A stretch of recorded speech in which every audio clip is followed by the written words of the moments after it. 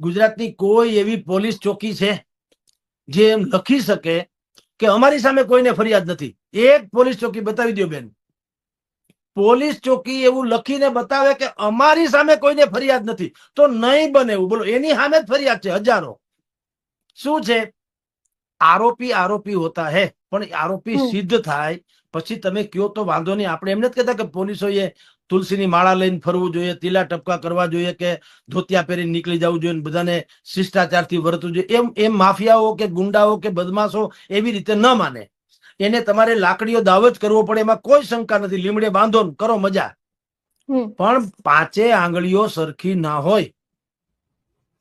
દરેક વ્યક્તિ અપરાધી નથી હોતો. કેટલાક આરોપી હોય છે ને આરોપ ગેમ તેમ નાખવામાં આવ્યા હોય છે. કમસે કમ સાબિત કરો અને સત્યની હાવ નજીક જાઓ ને પછી તમારે ભરપૂર રીતે એનો તમારે જે સત્તાનો પ્રયોગ કરવો એ કરો. પણ કારણ કે તમારી અહીંયા મદદ માંગવા આવ્યા, તમે લોકો પોલીસ ચોકીની બહાર લખ્યું મે આઈ હેલ્પ યુ, શું હું તમને કઈ મદદ કરી શકું, એવું બોર્ડ માર્યું હોય છે.